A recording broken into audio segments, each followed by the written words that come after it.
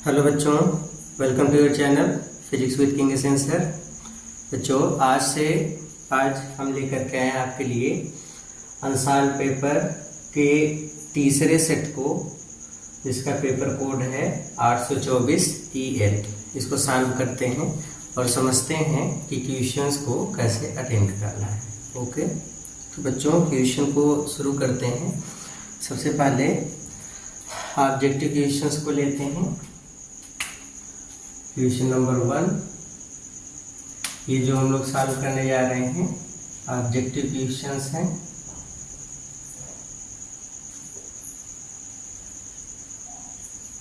देखते हैं। पहला है, लिखा है प्रकाश के परावर्तन के नियम सदैव सत्य होते हैं। परावर्तन के नियम कहाँ कहाँ सदैव सत्य होते हैं? इसमें ऑप्शन दिया है। पहला, केवल अवतल दर्पण के लिए, केवल अवतल दर्पण के लिए। दूसरे में केवल उत्तल दर्पण के लिए, केवल उत्तल दर्पण के लिए। तीसरे में है केवल समतल दर्पण के लिए। फिर चौथा है इन सभी के लिए। तो बच्चों, जो परावर्तन के नियम हैं वो अवतल दर्पण के लिए भी सही होते हैं, उत्तल दर्पण के लिए भी सही हैं, समतल दर्पण के लिए सही है। मतलब तीनों के लिए सही है। तो इसका मतलब कौन सा ऑप्शन सही हुआ? ऑप्शन डी, सभी के लिए सत्य है। तो परावर्तन के नियम सभी के लिए सत्य है। ओके, अवतल समतल मतलब कोई भी दर्पण हो, हर एक मिरर के लिए परावर्तन के नियम सही है। क्वेश्चन नंबर 2 है, लिखा है दूसरे वाले सवाल में, किसी वस्तु का आवर्धित काल्पनिक प्रतिबिंब बन सकता है। पहली चीज, काल्पनिक मतलब आभासी। किसी वस्तु का आवर्धित काल्पनिक प्रतिबिंब बन सकता है। पहला ऑप्शन है उत्तल लेंस द्वारा। दूसरा ऑप्शन है उत्तल दर्पण द्वारा। तीसरा ऑप्शन है अवतल दर्पण द्वारा, अवतल दर्पण द्वारा। फिर चौथा ऑप्शन है ए व सी दोनों। अब देखिए, लिखा है सवाल में, किसी वस्तु का आवर्धित मतलब बड़ा, काल्पनिक मतलब आभासी प्रतिबिंब बन सकता है। किसके किसके द्वारा? बड़ा प्रतिबिंब और आभासी दोनों बन सकता है। तो उत्तल लेंस की छठवीं स्थिति में प्रतिबिंब आभासी और बड़ा बनता है। उत्तल दर्पण से तो प्रतिबिंब हमेशा छोटा बनता है वस्तु से। ऑप्शन ये सही नहीं होगा। अवतल दर्पण में भी छठवीं स्थिति में प्रतिबिंब बड़ा और आभासी बन सकता है। मतलब पहले में भी बन सकता है, तीसरे में बन सकता है। इसलिए कौन सा ऑप्शन सही होगा? ए और सी दोनों। तो ऑप्शन डी वाला सही होगा। ओके, अगला क्वेश्चन है, अत्यधिक उच्च प्रतिरोध वाला पदार्थ क्या कहलाता है? अत्यधिक उच्च प्रतिरोध वाला पदार्थ क्या कहलाता है? आपके ऑप्शंस हैं, पहला चालक, दूसरा अर्धचालक, तीसरा अतिचालक, फिर चौथा विद्युत रोधी।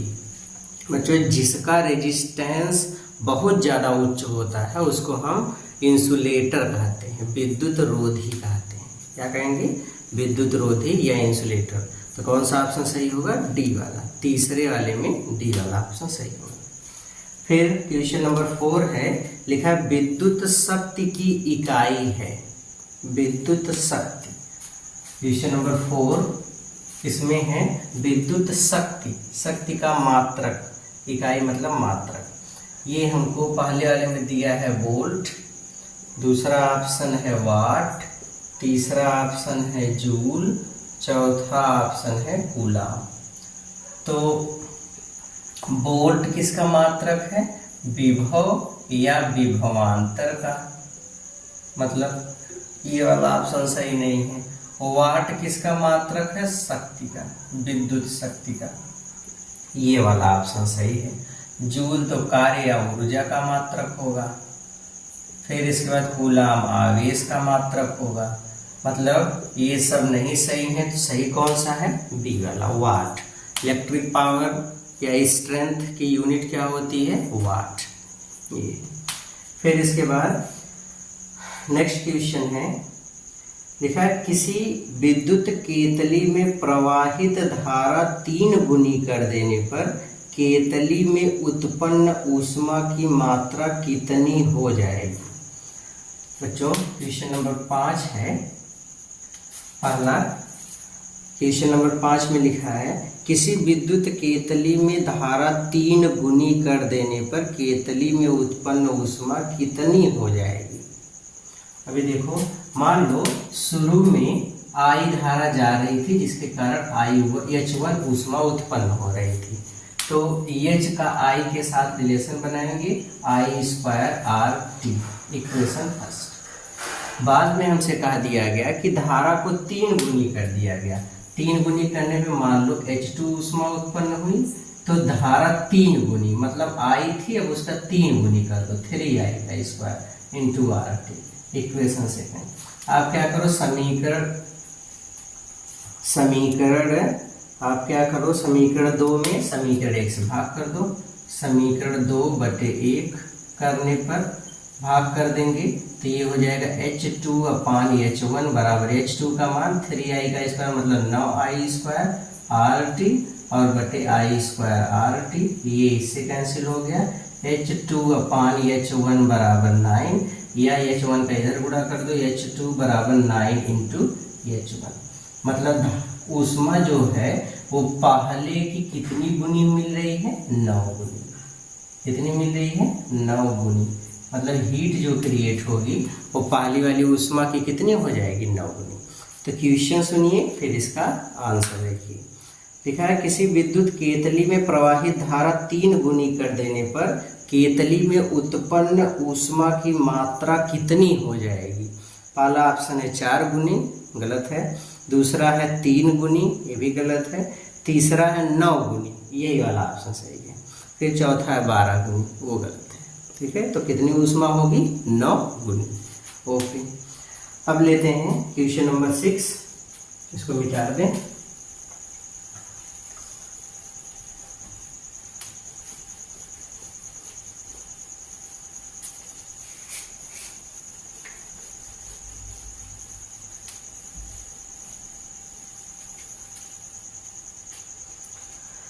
क्वेश्चन नंबर 6 है, लिखा है बच्चों, एक व्यक्ति दूर की वस्तुओं को स्पष्ट रूप से देखने में असमर्थ है, उसके नेत्र में कौन सा दोष होगा?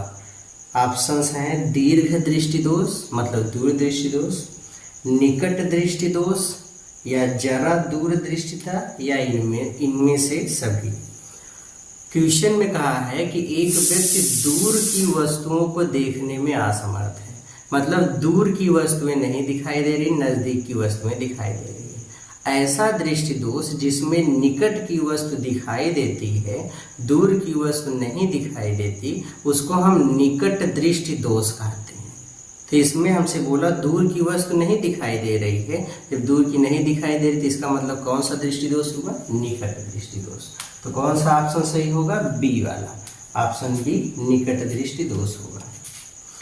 अगला क्वेश्चन है क्वेश्चन नंबर 7, लिखा एक अवतल दर्पण किसी वस्तु का वास्तविक, उल्टा और अत्यधिक छोटा प्रतिबिंब बनाता है। एक अवतल दर्पण है, ये ध्यान दीजिए, वस्तु का वास्तविक प्रतिबिंब बनाता है, उल्टा बनाता है और अत्यधिक छोटा मतलब बहुत ही छोटे आकार का प्रतिबिंब बनाता है। तो वस्तु कहाँ पर होगा? ऑप्शन है फोकस पर।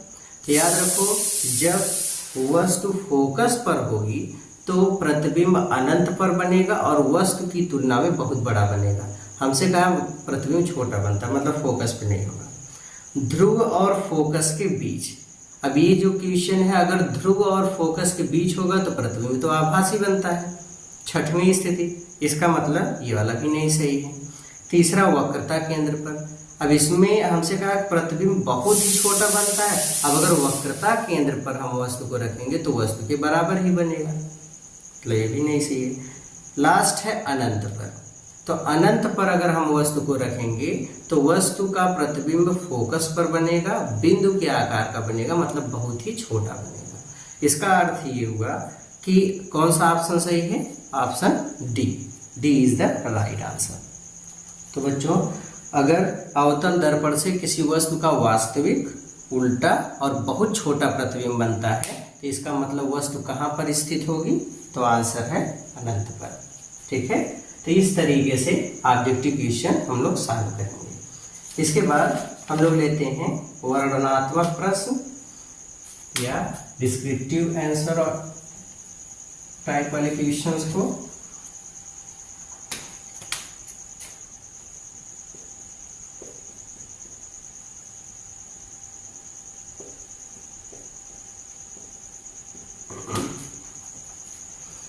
इसमें देखते हैं पहला क्वेश्चन नंबर 1।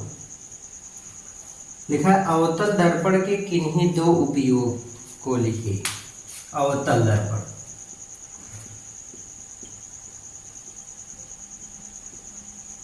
अवतल दर्पण के उपयोग। अवतल दर्पण के उपयोग में बच्चों दो उपयोग हमको लिखना है। तो पहला आप लिख सकते हैं चिकित्सा में डॉक्टर नाक, दांत, गले आदि की जांच करने में, चिकित्सा में इसका यूज किया जाता है। दूसरा है हम हेडलाइट में भी इसका यूज करते हैं। ट्रेन या गाड़ी, इन सब की हेडलाइट में, गाड़ियों के हेडलाइट में, यहाँ पर भी हम लोग अवतल दर्पण का ही उपयोग करते हैं। फिर लिखा है अवतल दर्पण से प्रतिबिंब बनाने का किरण आरेख खींचिए। पहला, जबकि वस्तु, पहला है अनंत और वक्रता केंद्र के बीच हो। जो ये हम बना लेते हैं अवतल दर्पण, ये है, ये इसका मुख्य अक्ष, ये ध्रुव हो गया, ये मुख्य फोकस, ये वक्रता केंद्र का दिया। वस्तु अनंत और वक्रता केंद्र के बीच में, अनंत और वक्रता केंद्र के बीच में मतलब यहाँ पे स्थित है। ए बी कोई एक वस्तु है। इसका रे डायग्राम बनाएंगे तो पहली प्रकाश की किरण को मुख्य अक्ष के समांतर लेकर के जाओ, परावर्तन के बाद मुख्य फोकस से होकर के जाएगी। दूसरी प्रकाश की किरण को वक्रता केंद्र से लेकर के जाओ, जो वक्रता केंद्र से होकर के जाएगी, जिस रास्ते से गई है उसी रास्ते से वापस लौटेगी। दोनों एक दूसरे को जहां पे काटेंगे वहीं पर प्रतिबिंब बनेगा। ये प्रतिबिंब होगा ए डैश बी डैश। तो ये इसका किरण आरेख होगा। आपको प्रकृति नहीं लिखना है, बस खाली रे डायग्राम पूछा गया तो यही खाली खींचेंगे। दूसरा क्वेश्चन है फोकस एवं दर्पण के ध्रुव के बीच स्थित हो। दूसरी स्थिति, यहाँ पे वस्तु कहाँ पर स्थित थी? अनंत व वक्रता केंद्र के बीच, यहाँ पे वस्तु स्थित थी। दूसरे में है वस्तु फोकस व ध्रुव के बीच स्थित हो, यहाँ पे। तो अब यहाँ पे रे डायग्राम बनाएंगे, ये बना देंगे अवतल दर्पण, और ये इसका प्रिंसिपल एक्सिस या मुख्य अक्ष, ये इसका ध्रुव हो गया, फोकस हो गया, वक्रता केंद्र हो गया। वस्तु को यहाँ पर कहीं पर रख दिया। वस्तु मान लो ए बी है। रे डायग्राम बनाएंगे, मुख्य अक्ष के समांतर जो प्रकाश की किरण जाएगी, अपवर्तन के बाद फोकस से होकर के निकलेगी, ऐसे ये है। दूसरी प्रकाश की किरण को हम इस दर्पण की सतह पर लंबवत आपतित कराते हैं। ये दूसरी प्रकाश की किरण दर्पण की सतह पर लंबवत जाती है, और जो प्रकाश की किरण दर्पण की सतह पर लंबवत जाती है वो जिस रास्ते से गई है उसी रास्ते से वापस लौट आती है। ये अब इसको पीछे की तरफ बढ़ा दो, ये दोनों प्रकाश की किरणें आगे जाके फैल रही, मतलब पीछे की तरफ बढ़ाने पर कहीं ना कहीं एक दूसरे को काटेंगे। तो ये दोनों को पीछे की तरफ बढ़ाओ, ये दोनों एक दूसरे को जहाँ पे काटेंगी वहीं पर प्रतिबिंब बनेगा A डैश B डैश। तो ये छठवीं स्थिति में प्रतिबिंब का बन रहा है, प्रतिबिंब इस तरीके से बनेगा। ओके, तो रे डायग्राम पूछा गया था तो रे डायग्राम हमने बना दिया, अवतल दर्पण के उपयोग पूछे गए थे, अवतल दर्पण के उपयोग हो गए। ओके, इस तरीके से क्वेश्चन को सॉल्व करना है। मिटा दें। ओके, अब नेक्स्ट क्वेश्चन देखते हैं।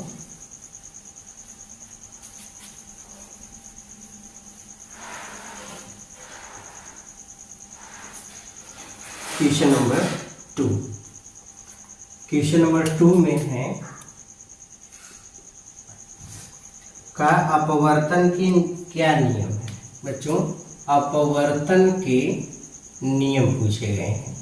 अपवर्तन के नियम, अपवर्तन के 2 नियम हैं। पहला है स्नेल का नियम। स्नेल का नियम क्या है, मैं लिखूंगा नहीं, बोल रहा हूं, इसको आप सुनेंगे। स्नेल का नियम ये है, एक वर्णीय प्रकाश रंग के लिए आपतन कोण कीजिए अर्थात साइन आई, और अपवर्तन कोण कीजिए अर्थात साइन आर का अनुपात एक नियतांक होता है। इसको यहां से दिखाते हैं। यही स्नेल का नियम है, या अपवर्तन का पहला नियम है। फिर से सुनिए, अपवर्तन का पहला नियम स्नेल का नियम है। इस नियम के अनुसार एक वर्णीय प्रकाश रंग के लिए आपतन कोण कीजिए मतलब साइन आई, और अपवर्तन कोण कीजिए साइन आर का अनुपात एक नियतांक होता है, जिसको यहां से दिखाते हैं। ये अपवर्तन का पहला नियम है। दूसरा नियम ये है कि अपवर्तन की घटना में आपतित प्रकाश किरण, अपवर्तित प्रकाश किरण और आपतन बिंदु पर खींचा गया अभिलंब तीनों एक ही तल में होते हैं। ये दूसरा नियम है। क्या नियम है? आपतित प्रकाश किरण, अपवर्तित प्रकाश किरण और आपतन बिंदु पर खींचा गया अभिलंब तीनों एक ही तल में होते हैं। ये दूसरा नियम है। तो इस तरीके से अपवर्तन के नियम को दिखाएंगे। इसमें एक क्वेश्चन दिया गया है, क्वेश्चन को सॉल्व करने की कोशिश करते हैं। दूसरे में क्वेश्चन है 3 सेंटीमीटर वस्तु, 3 सेंटीमीटर की वस्तु, एक वस्तु उसकी लंबाई है 3 सेंटीमीटर। लेंस, वस्तु उत्तल लेंस, उत्तल लेंस दिया है, उत्तल लेंस के मुख्य अक्ष के लंबवत रखी है। लेंस की फोकस दूरी 30 सेंटीमीटर, फोकस दूरी 30 सेंटीमीटर है। लेंस से वस्तु की दूरी 10 सेंटीमीटर है। U बराबर -10 सेंटीमीटर।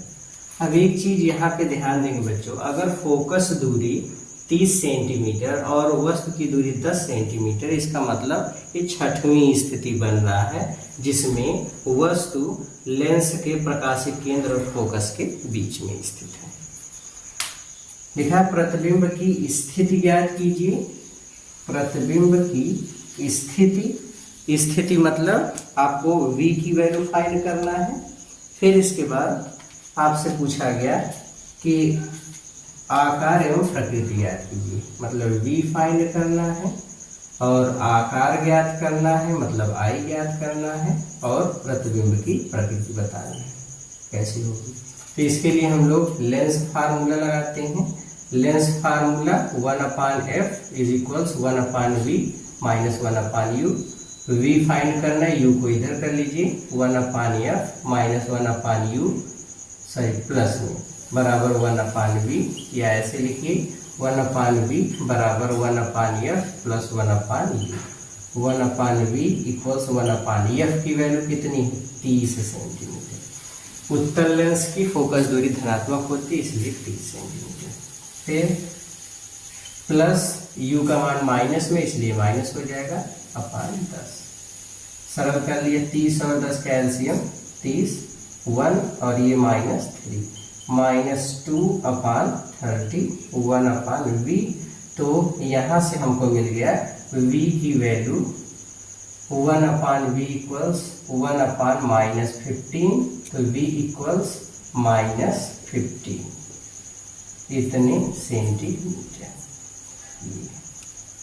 अब बाईं तरफ प्रतिबिंब बनेगा। चूंकि ये छठवीं स्थिति बन रही है, इसलिए इमेज वस्तु की तरफ ही बनेगा।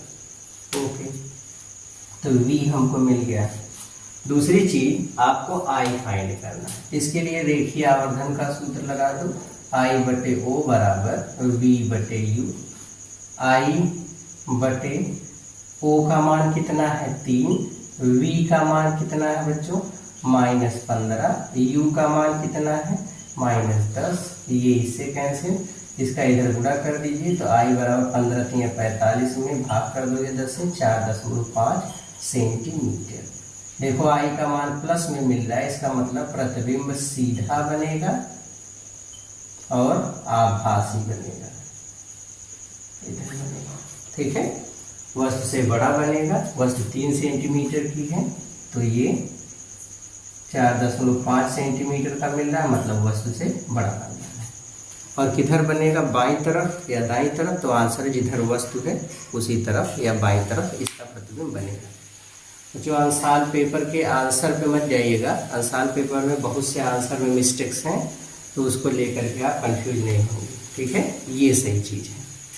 ओके, नोट कर लिया, मिटा दें। Very good. अगला क्वेश्चन लेते हैं।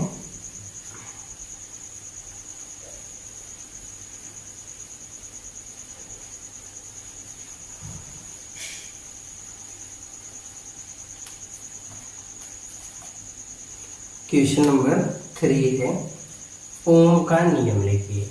बच्चों मैं बोल देता हूँ, ओम का नियम क्या है, इसको सुन लो आप लोग। ओम का नियम ये है कि अगर किसी चालक तार की भौतिक अवस्था विशेषकर उसके ताप में, टेम्परेचर में कोई परिवर्तन ना किया जाए, तो चालक के सिरों के बीच उत्पन्न विभवांतर चालक में बहने वाली धारा के अनुक्रमानुपाती होता है, अर्थात V बराबर I इंटू R। ये ओम का नियम है। यहाँ पे R एक नियतांक है, इसे चालक का प्रतिरोध कहते हैं। ठीक है, ये ओम का नियम है। आपसे इसी में एक क्वेश्चन लिखा है, किसी तार के प्रतिरोध को प्रभावित करने वाले 2 कारकों का उल्लेख कीजिए। तो प्रतिरोध को प्रभावित करने वाले कारक 2 कारक पूछे गए हैं। तो पहला लंबाई है, दूसरा मोटाई या अनुप्रस्थ काट का क्षेत्रफल। बच्चों चालक का प्रतिरोध लंबाई पर भी डिपेंड करता है और लंबाई के अनुक्रमानुपाती होता है। लंबाई बढ़ने से प्रतिरोध का मान बढ़ जाता है। दूसरा मोटाई के अनुक्रमानुपाती होता है या क्षेत्रफल व्युत्क्रमानुपाती होता है। क्षेत्रफल के व्युत्क्रमानुपाती होता है, मतलब मोटाई या क्षेत्रफल बढ़ने से प्रतिरोध कम हो जाता है। तो ये 2 ऐसे कारक हैं जिस पर प्रतिरोध का मान निर्भर करता है। क्वेश्चन भी लिखा है 400 वाट का एक बल्ब है, इसकी पावर है 400 वाट, 200 वोल्ट के विद्युत स्रोत से जुड़ा है, V की वैल्यू है 200 वोल्ट। बल्ब को केवल 5 मिनट उपयोग में लाया जाता है, T बराबर 5 मिनट या 5 × 60 बराबर 300 सेकेंड। इतना बल्ब में प्रवाहित धारा I का मान ज्ञात कीजिए और इससे उत्पन्न ऊष्मा H का मान ज्ञात कीजिए। बच्चों शक्ति का एक फार्मूला हमको पता है, P बराबर V इंटू I होता है। तो I बराबर T/V होगा। I बराबर T का मान 400 अपान P का मान 400 अपान V का मान 200, तो ये हो गया 2, मतलब I की वैल्यू कितनी आ गई, 2 एम्पियर।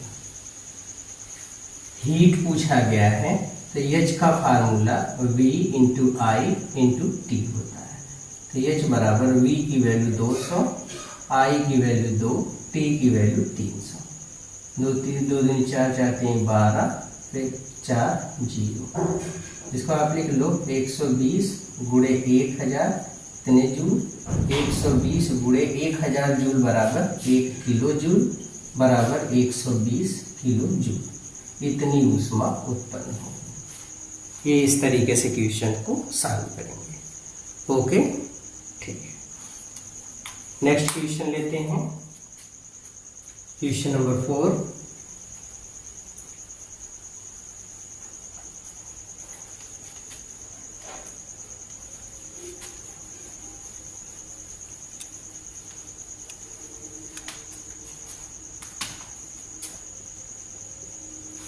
क्वेश्चन नंबर 4 है, चुंबकीय क्षेत्र रेखाओं के किन्हीं दो गुणों का उल्लेख कीजिए।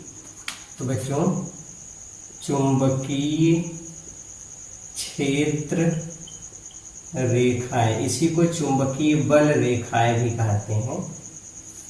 इनके दो गुण इस तरीके से, पहला, ये एक बंद वक्र का निर्माण करती हैं,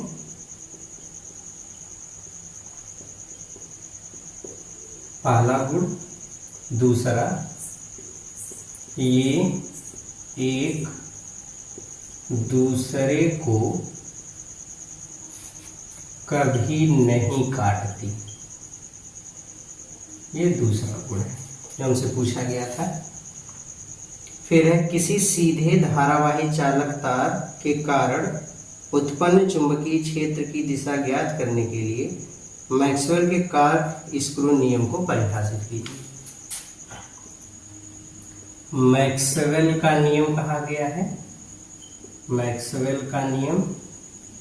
तो इस नियम को खाली सुन लीजिए, मैं बता रहा हूं कि अगर हम अपने दाहिने हाथ से एक पेचकस को ऐसे पकड़े, जैसा कि मैंने पकड़ रखा है, और ये पेचकस की नोक धारा की दिशा को बता रहा है।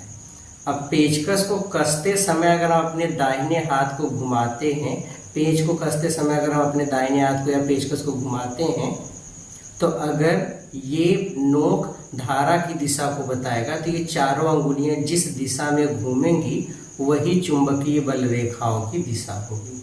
एक बार फिर से सुनिए, मैक्सवेल के नियम के अनुसार यदि हम अपने दाहिने हाथ में किसी पेचकस को पकड़ करके, जैसे किसी पेच को कसते समय घुमाते हैं, अगर उसी प्रकार से घुमा रहे हैं और ये नोक उस चालक में बहने वाली धारा को बता रही है, तो ये चारों अंगुलियां जिस दिशा में घूमेंगी वही दिशा ही चुंबकीय बल रेखाओं की दिशा होगी। ये मैक्सवेल का नियम है। ओके, अगला है, किसी ऊर्ध्वाधर धारावाही चालक के कारण उत्पन्न चुंबकीय क्षेत्र रेखाओं को दर्शाइए।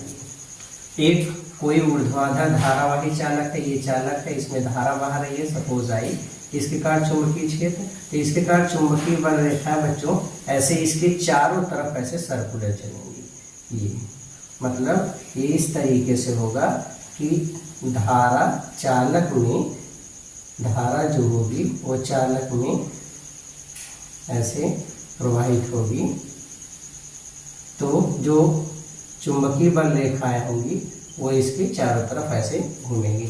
जैसे मान लो, आप ऐसे समझो कि ये चालक है, ऐसे अगर धारा इधर जाए, चुंबकीय बल रेखाएं इसके चारों तरफ ऐसे सर्कुलर ऐसे गोल गोल ऐसे घूमती रहेंगी। ये तो ये चुंबकीय बल रेखाएं होंगी। इस तरीके से चुंबकीय बल रेखाओं को दिखा देंगे। ओके, अगला क्वेश्चन इसी में है, किसी प्रदत्त क्षेत्र में एक समान चुंबकीय क्षेत्र को प्रदर्शित कीजिए। एक समान चुंबकीय क्षेत्र को प्रदर्शित कीजिए। तो एक समान चुंबकीय क्षेत्र ऐसा चुंबकीय क्षेत्र होता है जिसमें चुंबकीय बल रेखाएं परस्पर समांतर होती हैं, ये हैं। इनके बीच की लंबवत दूरियां, हर रेखाओं के बीच की लंबवत दूरी एक समान होगी। सब चुंबकीय बल रेखाएं एक ही दिशा में होंगी, तो इसको हम बोलेंगे एक समान चुंबकीय क्षेत्र। एक समान चुंबकीय क्षेत्र, यूनिफॉर्म मैग्नेटिक फील्ड, इस तरीके से दिखाएंगे। क्लियर हो गया? ओके। इसके बाद वाला जो क्वेश्चन है बच्चों, वो हमारे सिलेबस में है नहीं इस बार, इसलिए उसको बताने की जरूरत है नहीं। तो बाकी जितने क्वेश्चन थे वो हमने बता दिए। तो पढ़ते रहिए, मेहनत करते रहिए। मिलते हैं नेक्स्ट सेट के साथ अगले आंसर पेपर को सॉल्व करने के लिए। All the very very very best.